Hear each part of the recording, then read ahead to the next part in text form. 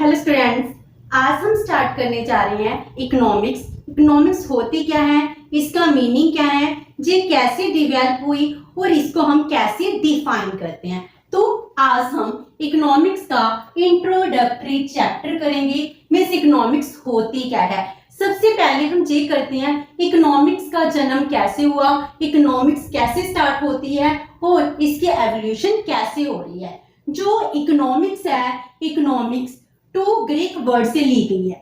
कौन से Greek words हैं जिनसे इकोनॉमिक्स बनी है? फर्स्ट है ऑक्कस प्लस नेमी।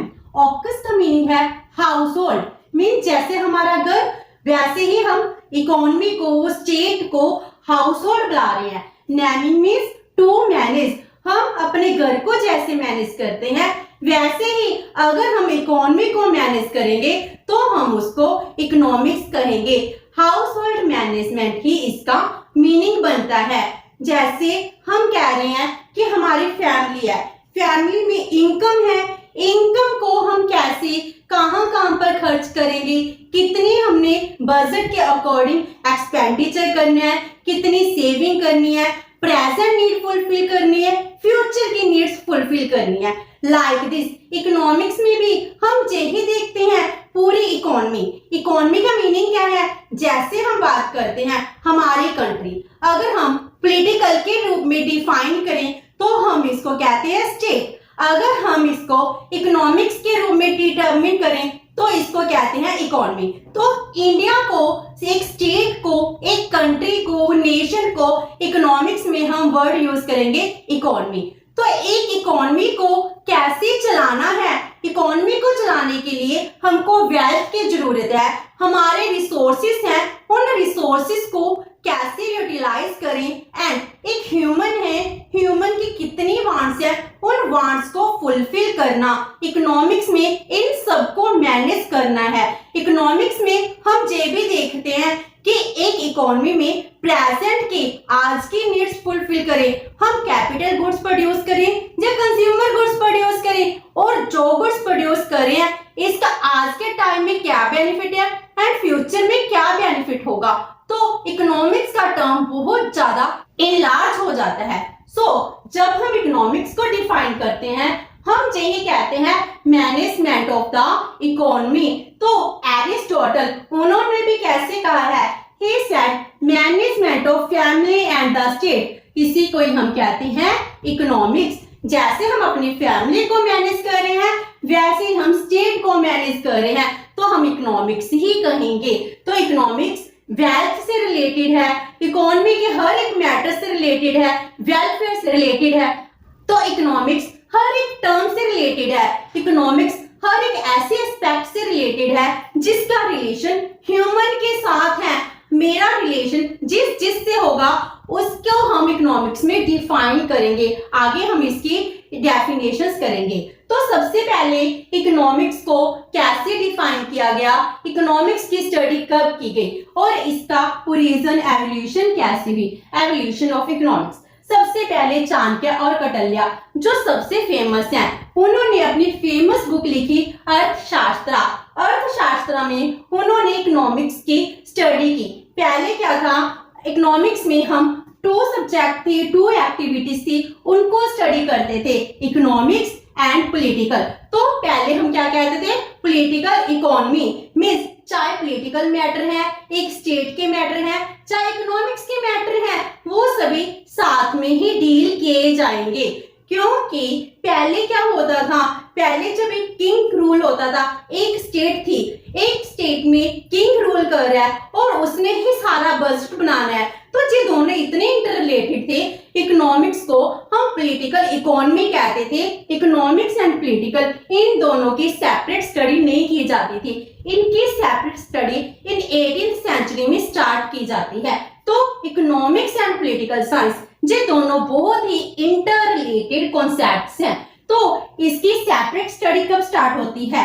जब एडम स्मिथ अपनी सबसे फेमस बुक लिखते हैं, उनको पब्लिश करते हैं, जिसको शॉर्ट में वेल्थ ऑफ नेशन भी कहते हैं। जो एडम स्मिथ हैं, एडम स्मिथ को हम कहते हैं फादर ऑफ इकोनॉमिक्स, क्योंकि इन्होंने ही एफर्ट्स किए हैं, जिस वजह से हम इकोनॉमिक्स को सेपरेट स्टडी कर पाए हैं, एक एकेडमिक सब्जेक्ट बना पाए हैं। तो इनकी बुक का नाम क्या है? An inquiry into the nature and causes of wealth of nation, एक नेशन की वेल्थ, जिन्होंने इकोनॉमिक्स के हर एक कॉन्सेप्ट की स्टडी की है। इनकी बुक सबसे ज्यादा फेमस है, जो 1776 में पब्लिश की थी, जिससे हम कहते हैं इकोनॉमिक्स की हमने डिफरेंट एक सेपरेट सब्जेक्ट के रूप में स्टडी करना स्टार्ट कर दिया।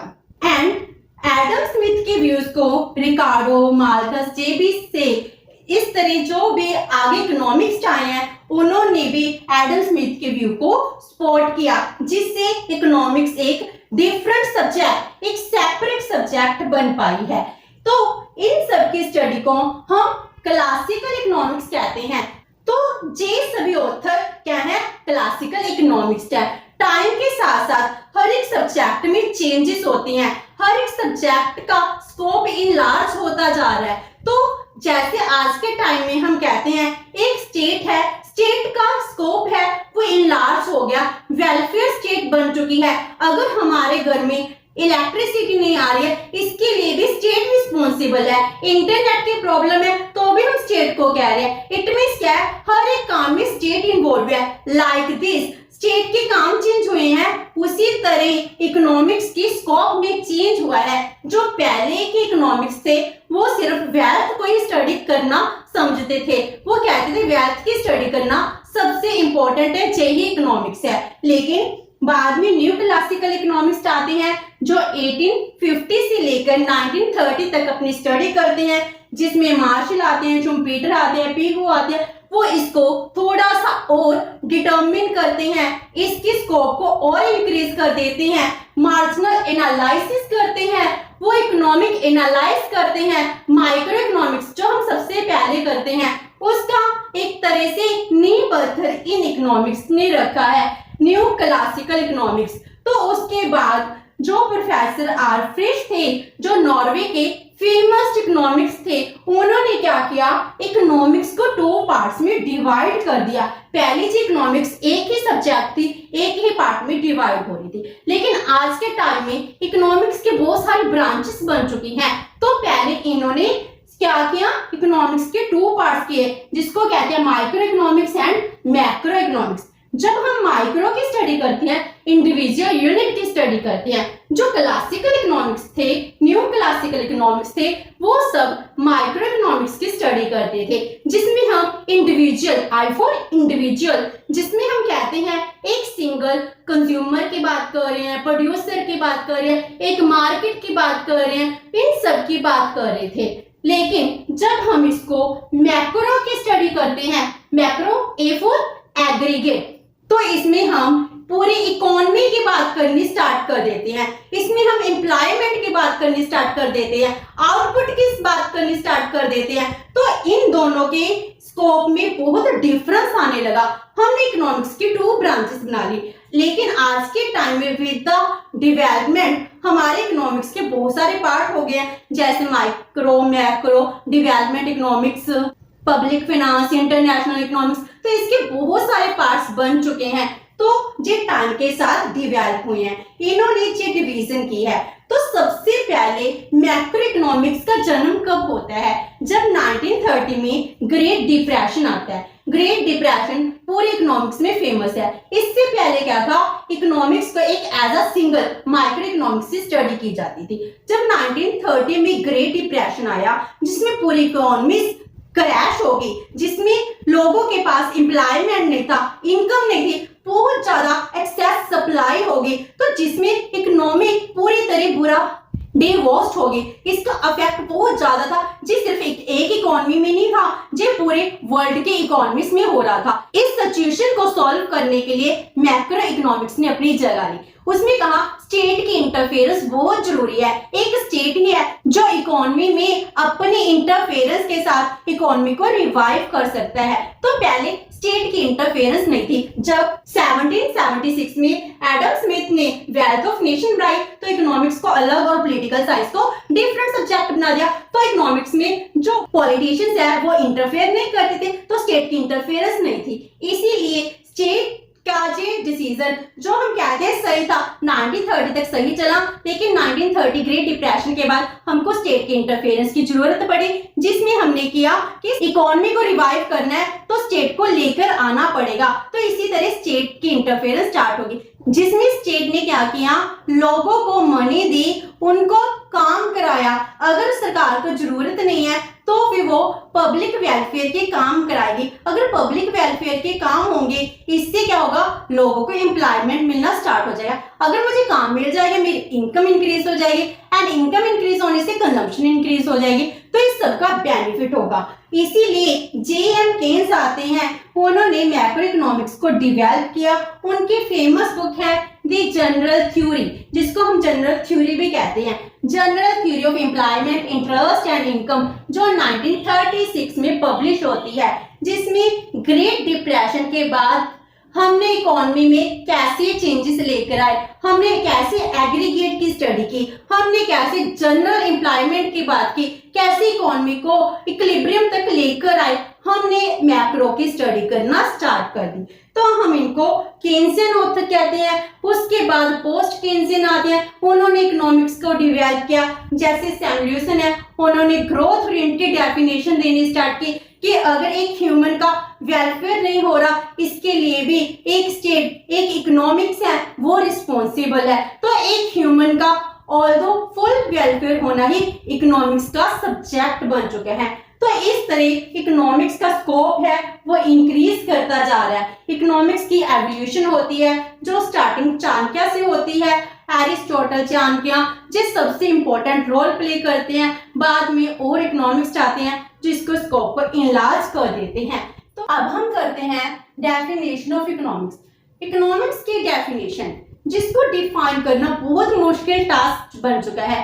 इकोनॉमिक्स की हमारे पास कोई भी एक डेफिनेशन नहीं है जिसको हम कहें कि ये डेफिनेशन है जो सबसे ज्यादा रेलेवेंट है, जिसमें हर एक एस्पेक्ट को कंप्लीट किया गया है। क्योंकि इकोनॉमिक्स एक सोशल साइंस का सब्जेक्ट है जो किससे डील करता है, ह्यूमन बिहेवियर से डील करता है। अगर मेरी कोई रिक्वायरमेंट है वो फुलफिल नहीं हो रही, इसके लिए भी इकोनॉमिक्स आती है। ह्यूमन के जितने भी एक्सपेंडिचर है उसकी वेल्थ से रिलेटेड है, वेलफेयर से रिलेटेड है। तो इन सब से डील कौन कर रहा है, इकोनॉमिक्स ही तो कर रही है। इसीलिए जो ऑथर हैं उनका दो व्यू बन चुके हैं। कुछ कहते हैं कि इकोनॉमिक्स को डिफाइन करने की जरूरत नहीं है, जैसे जैकब वाइनर कहते हैं इकोनॉमिक्स क्या है, economics is what economics do, जो कुछ भी इकोनॉमिक्स करते हैं वही इकोनॉमिक्स है। इनके लिए और क्या वर्ड आता है कि इकोनॉमिक्स, अगर 6 इकोनॉमिक्स इकट्ठे होते हैं तो 7 व्यूज जनरेट होते हैं।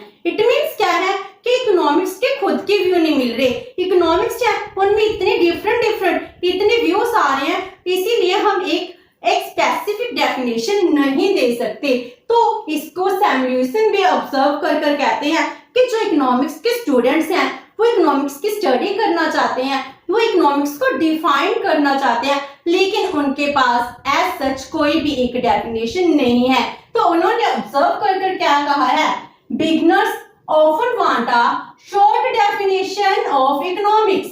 एक बिगिनर है वो शॉर्ट डेफिनेशन चाहता है, and in response to this, इस डिमांड के रिस्पॉन्स में क्या है, there is no shortage of supply. उसके पास इतनी ज्यादा डेफिनेशंस हैं कि वो खुद ही कंफ्यूज हो जाएगा कि इकोनॉमिक्स की डेफिनेशन क्या है। अगर आप एडम स्मिथ की डेफिनेशन करोगे, मार्शल की करोगे, पिगो की करोगे, केन्सियन की करोगे, तो सबकी डेफिनेशन डिफरेंट है। इसीलिए हमारे पास बहुत सारी डेफिनेशन है। अगर एक इकोनॉमिक्स का स्टूडेंट इकोनॉमिक्स की एक सिंपल डेफिनेशन डिमांड करता है तो ये डिमांड फुलफिल करना बहुत मुश्किल है। इसीलिए हम क्या कर रहे हैं, इकोनॉमिक्स के डेफिनेशंस को डिवाइड कर रहे हैं। इसको हमने 4 पार्ट्स में डिफाइन किया है। फर्स्ट है वेल्थ डेफिनेशन, जो एडम स्मिथ ने दी थी। जैसे हम कहते हैं जो हमारे एडम स्मिथ हैं इन्होंने वेल्थ डेफिनेशन दी है, तो ये एडम स्मिथ की वेल्थ डेफिनेशन है। उसके बाद न्यू क्लासिकल इकोनॉमिक्स आते हैं जो वेलफेयर डेफिनेशन देते हैं। उसके बाद जो स्टूडेंट्स के बुक में मोस्टली मेंशन की जाती है रॉबिन्स की डेफिनेशन स्केर्सिटी डेफिनेशन कि ह्यूमन के वांट्स अनलिमिटेड है और रिसोर्सेज लिमिटेड है। इस लिमिटेड रिसोर्सेज से अनलिमिटेड वांट्स को फुलफिल करना ही इकोनॉमिक्स है। तो स्केर्सिटी की डेफिनेशन एंड आज के टाइम में जो एक डेफिनेशन और चल रही है सैमुएल्सन की ग्रोथ ओरिएंटेड डेफिनेशन कि ग्रोथ करना, डेवलपमेंट करना ही सबसे इंपॉर्टेंट है। मेरा ओवरऑल ग्रोथ होनी चाहिए। आज के टाइम में इकोनॉमी की हर एक एक्टिविटी, हम इंटरनेशनल ट्रेड कर रहे हैं, जी सब कुछ भी मुझको इफेक्ट कर रही है। कोविड-19 है जी मेरी ग्रोथ को इम्पैक्ट कर रही है, इसके लिए भी इकोनॉमिक्स आती है। तो इकोनॉमिक्स में बहुत सारी डेफिनेशन आ चुकी हैं और हम इन सब की डेफिनेशन को सेपरेट स्टडी करेंगे जो हम आने वाले सेशंस में करेंगे। होप सो कि आज आपको इकोनॉमिक्स का मीनिंग एंड इसका ओरिजिन कैसे हुआ, कैसे इसको डेवलपमेंट होती है, जी सब पार्ट क्लियर हो गए होंगे। अगर आपकी कोई क्वेरी है तो post it in the comment box and video अच्छी लगी तो please like and share with your friends. Thank you so much and have a nice day.